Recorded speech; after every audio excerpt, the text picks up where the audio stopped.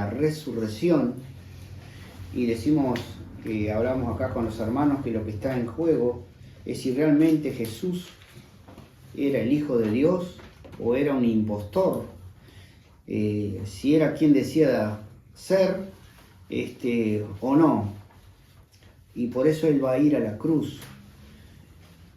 Por ejemplo, en Lucas 1:31 dice: y ahora concebirás en tu vientre y darás a luz un hijo. Es cuando el ángel visita a María, y llamará su nombre Jesús.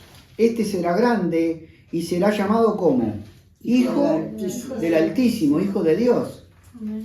O sea que ya cuando el ángel viene le anuncia que ese ser, dice, y será grande y el Señor Dios le dará el trono de David su padre, y reinará sobre la casa de Jacob para siempre, y su reino no tendrá fin. Por eso ellos esperaban un rey. Pero en realidad ese es el Hijo de Dios, es Cristo, es Dios que toma forma de hombre para padecer en una cruz. Por ejemplo, en Mateo 3:17, cuando Él se bautiza, dice que hubo una voz de los cielos que decía, cuando Él sale de las aguas: este es mi Hijo amado, en quien tengo complacencia. En la transfiguración, cuando suben al monte, que Él se aparta con Mateo 17:5, que Él se aparta con Jacobo, Juan y Pedro, y se transfigura y sus vestidos se vuelven resplandecientes, y diríamos que toma la forma de Dios, sus vestiduras muy blancas, y ahí también Dios Padre confirma desde el cielo y dice, 17:5, este es mi Hijo amado en quien tengo complacencia, a Él oíd. En la tentación de Jesús, ¿se acuerdan la tentación de Jesús? ¿Qué es lo que está en discusión en la tentación de Jesús? ¿Alguien se dio cuenta? ¿Qué es lo que le pregunta a Satanás? Si eres el Hijo de Dios. No pone en duda otra cosa. Lo que pone en duda es si eres el Hijo de Dios. 2 veces le hace la misma pregunta, lo tienta, dice, vino a él el tentador y le dijo: si eres Hijo de Dios, di a estas piedras que se conviertan en pan. Eso fue la primera vez en Mateo 4:4. En la segunda dice: entonces el diablo le llevó, Mateo 4:5, le llevó a la santa ciudad y le puso sobre el pináculo del templo y le dijo: si eres Hijo de Dios, échate abajo, porque escrito está. Bueno, Jesús le contestó con la palabra, pero lo que ponía en duda el diablo y lo que pone en duda el hombre hasta hoy en día es si Jesús realmente fue el Hijo de Dios, fue Dios y es Dios. Es más, nosotros tenemos múltiples religiones que no consideran que Jesús es Dios. Solo lo ven como un hombre bueno, como un profeta, como un hombre que hizo milagros. Reconocen todos sus milagros, reconocen toda su obra, pero no reconocen que es Dios. Y entonces ahí estamos en un problema cuando nosotros no reconocemos que Jesús es Dios. El cristianismo verdadero reconoce en Jesucristo el Hijo de Dios, el Dios encarnado, el Dios hecho hombre. Entonces nosotros vemos que el gran problema está ahí. En Mateo 8, 28 y 29 hay algo también que es llamativo. 8, 28 y 29. Cuando llegó a la otra orilla, a la tierra de los Gadarenos, vinieron a su encuentro 2 endemoniados que salían de los sepulcros, feroces en gran manera, tanto que nadie podía pasar por aquel camino. 2 endemoniados. Y clamaron diciendo: ¿qué tienes con nosotros, Jesús, Hijo de Dios? O sea que los demonios reconocieron que Él era el Hijo de Dios. ¿De dónde lo conocían los demonios? Y fueron creados por Él. Él creó lo visible y lo invisible. O sea, nadie les dijo que era el Hijo de Dios. Ellos dicen, ¿qué tienes con nosotros, Jesús, Hijo de Dios? Y entonces le dice, ¿has venido acá para atormentarnos antes de tiempo? Quiere decir que entonces vemos como el ángel le dice a María, vemos como el Padre habla desde los cielos, vemos como los demonios también reconocen que Jesús es el Hijo de Dios. En Mateo 27:40, cuando Jesús está en la cruz, ya en agonía,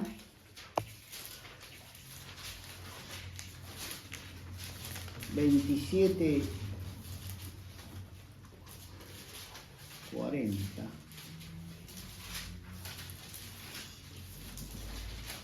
Tú que derribas el templo y en 3 días lo reedificas, sálvate a ti mismo, si eres hijo de Dios.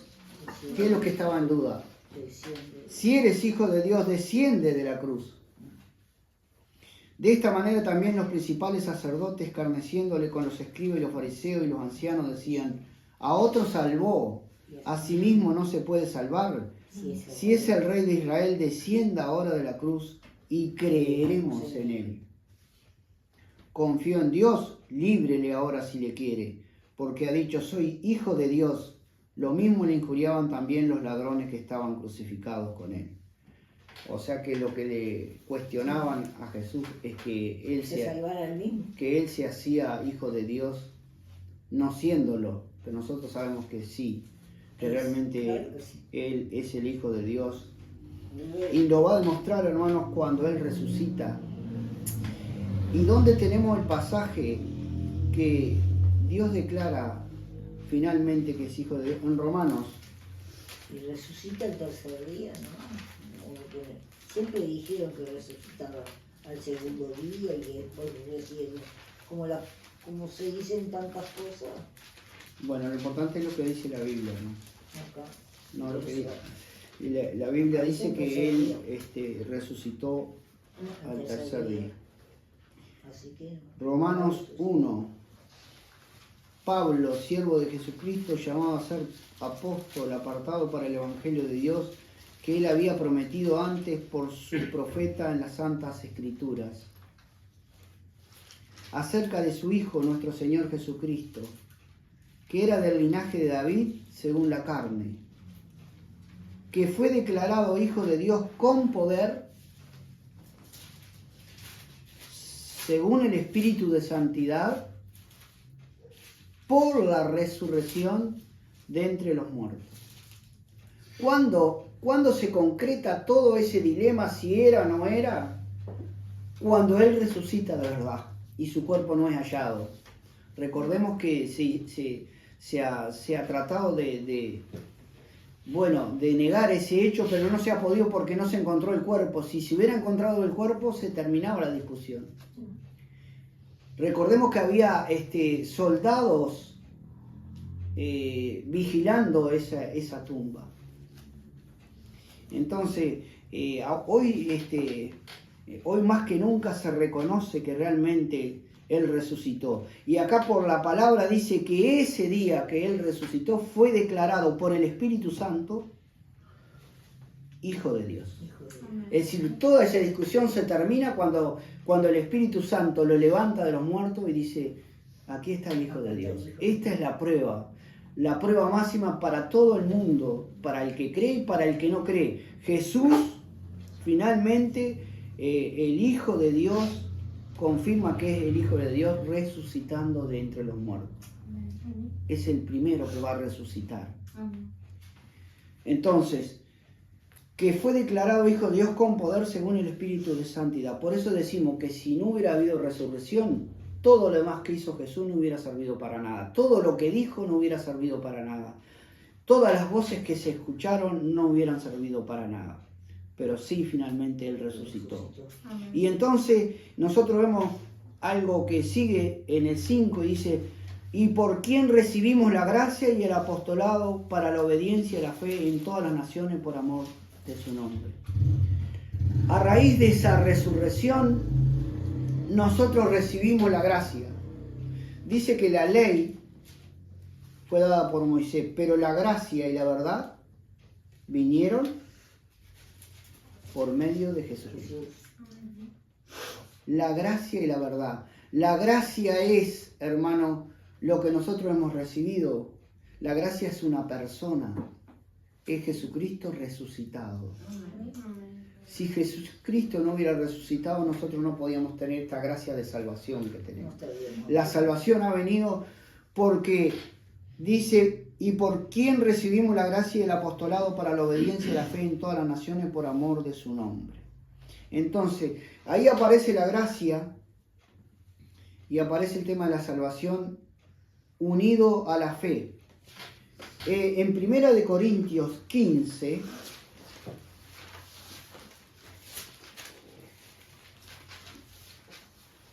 Primera de Corintios 15, 14, dice, y si Cristo no resucitó, o si no hubiera resucitado, porque en realidad lo que está es poniendo un ejemplo, vana es entonces nuestra predicación, vana también es vuestra fe. Si Cristo no hubiera resucitado, esta fe que nosotros tenemos que nos fue dada, porque Él resucitó, nosotros no tendríamos la fe y no tendríamos la salvación. Y tampoco valería de nada la predicación del Evangelio, porque la predicación del Evangelio se basa en la resurrección de Jesús. ¿Entienden? Entonces, hermanos, es muy importante la resurrección de Jesús para nosotros, porque la gracia la vamos a recibir, porque ahí se completó la gracia. Y ahí se consumó la fe. La fe no es inherente al hombre, la fe que salva estamos hablando. No es inherente al hombre, el hombre no la tiene si no la recibe de Dios. Y la fe fue completada en ese momento que Jesús resucita. Dice que Jesús es el autor y consumador de la fe. ¿Cuándo se consumó esa fe para nosotros recibirla? Cuando Jesús resucita. Entonces, si dice, vana es la predicación y vana es nuestra fe si Jesús no resucitó, pero sí resucitó. Entonces dice, ¿y por quién recibimos la gracia y el apostolado? Ahí se está refiriendo al llamado porque Pablo recibió todo junto, ¿verdad? Recibió el llamado a la salvación y el llamado al servicio. También nosotros recibimos un llamado al servicio, todos nosotros estamos llamados a servir a Jesús. Para la obediencia y la fe en todas las naciones por amor de su nombre. Para la obediencia a la fe. Quiere decir que la resurrección produce en el que va a creer una obediencia a la fe. Ustedes vieron que nosotros a veces le predicamos a la gente y es como hablarle a, yo que sé, a alguien. ¿Por qué? Porque no se le ha dado la obediencia a la fe. ¿Quién va a obedecer a la fe? El que recibe el don de la fe. Ese va a obedecer. Entonces, la obediencia a la fe es cuando el Señor nos da la fe. En Efesios 2:8. Todo esto lo logró Jesús a través de la resurrección. Efesios 2:8.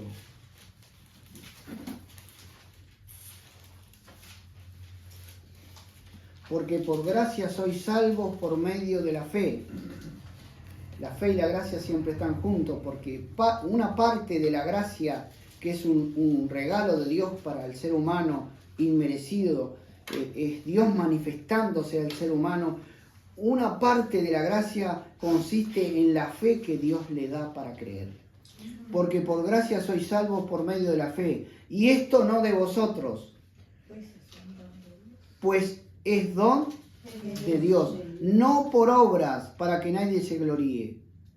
Entonces, por más que la persona quiera esforzarse, no puede si Dios no le da el don. En 2 Pedro 1:1,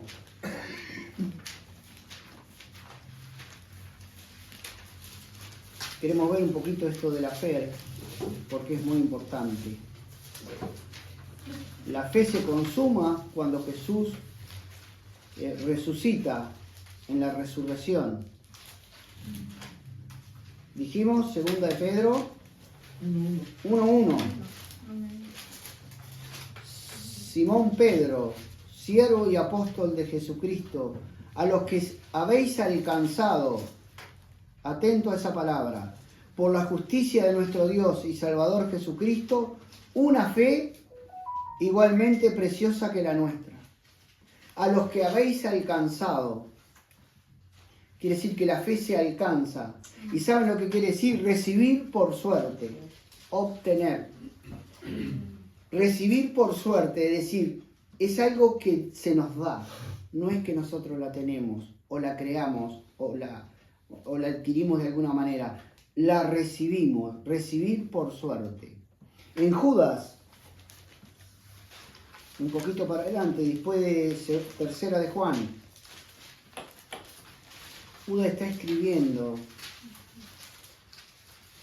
1:3 y dice: amados, por la gran solicitud que tenía de escribiros acerca de nuestra común salvación, me ha sido necesario escribiros exhortándonos que contendáis ardientemente por la fe que ha sido una vez dada ¿a quién? Los santos. Por la fe, es decir, que lucharon por esa fe que les había sido dada. Si la fe no es algo que yo la tengo y que yo decido en un momento si voy a aceptar o no voy a aceptar a Cristo. La fe se nos da justamente para aceptar ya a Cristo. Es decir, nuestra voluntad en ese momento es convencida por el Espíritu Santo y nosotros decimos que sí, somos nosotros los que decimos. Pero en realidad toda la obra para que nosotros digamos que sí la hace Dios. Amén. Eso se obtiene, hermanos, a través de la resurrección de Jesús. Diríamos, si Jesús no hubiera resucitado, vana sería nuestra fe. Es una fe que se obedece porque viene con el poder de la resurrección. Es una fe que se obedece porque viene con el poder de la resurrección. Imagínense el poder de la resurrección para levantar a Jesús de los muertos. El poder que levantó a Jesús de la muerte. Ese poder fue el Espíritu Santo que lo levantó, dice en otra parte. Y el Espíritu Santo es el que nos convence y el que nos da la fe. También la predicación del Evangelio, hermanos, se basa en ese poder de la resurrección. En Romanos 1:17, 16 dice: porque no me avergüenzo del Evangelio, porque es poder de Dios para salvación a todo aquel que cree. Amén. Es poder de Dios. Cuando nosotros predicamos el Evangelio, es poder de Dios para todo aquel que cree. Amén.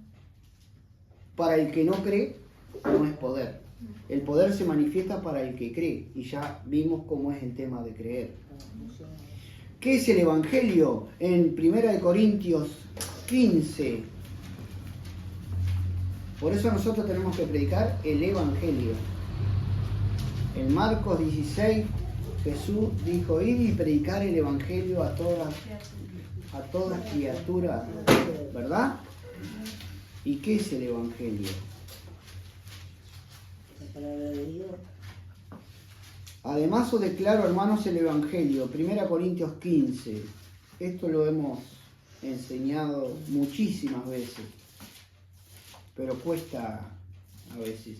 Además os declaro, hermano, el Evangelio que os he predicado, el cual también recibisteis, en el cual también perseveráis, por el cual asimismo, si retenéis la palabra que os he predicado, sois salvos. Si no, creísteis en vano. Porque primeramente os he enseñado lo que asimismo recibí, que Cristo murió por nuestros pecados, conforme a las Escrituras. No murió de cualquier manera, murió conforme a lo que estaba escrito. Y que fue sepultado y que resucitó al tercer día conforme a las Escrituras. No murió de cualquier manera, murió conforme a las Escrituras. Y que apareció a Cefa y después a los 12, después apareció a más de 500 hermanos a la vez, de los cuales muchos viven aún y otros ya duermen. Pero el Evangelio es eso, que Jesús murió por nuestro pecado y resucitó para que el que cree tenga vida eterna. Amén. ese evangelio que se produce a través de la resurrección de Jesús es un poder de Dios. Por eso, cuando nosotros predicamos y si la persona, Dios obra en la persona, la persona recibe y se salva por la obra de Dios, porque es poder de Dios. ¿Entienden? Pero todo eso se lo debemos a que Jesús sí es el Hijo de Dios y sí resucitó. Y sí está a la diestra del Padre y sí es Dios abogando por nosotros. Amén. También otra de las cosas que produce la resurrección de Jesús lo leemos en Efesios 2:4. Amén.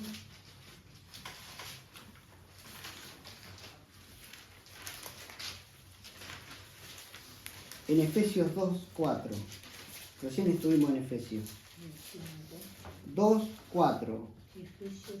Pero Dios, que es rico en misericordia por su gran amor con que nos amó.